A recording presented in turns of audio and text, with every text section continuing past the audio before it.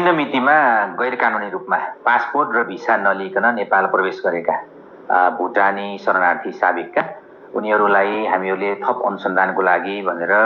झापा जिल्लाको बेलडाङ्गी शिविर र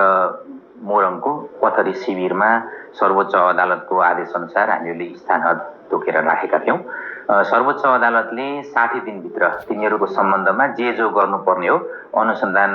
सकेर आवश्यक कारबाही गर्नु भन्ने चाहिँ सर्वोच्च अदालतको आदेश अनुसार आजै मात्र लगभग 60 दिनको अवधि समाप्त पनि भइसकेको छ। नेपाल सरकारको अध्यागमन ऐन 2049 जुन छ यसको दफा 3(1) मा कुनै पनि विदेशी नागरिकहरूले नेपाल प्रवेश गर्दाखेरिमा राहदानी र पासपोर्ट लिएर मात्र प्रवेश गर्नुपर्छ भन्ने व्यवस्था छ।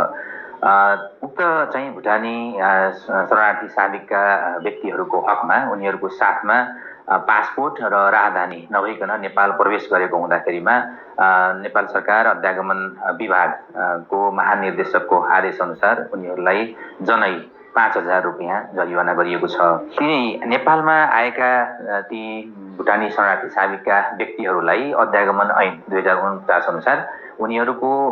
थुनामा र हिरासतमा रहेको अवधि कट्टा गरेर बाँकी जति दिन रह्यो त्यसको चाहिँ विलम्ब शुल्क र त्यसपछि भिसा शुल्क गरेर हामीहरूले दैनिक $8 को हिसाबले उनीहरूबाट असुल गर्ने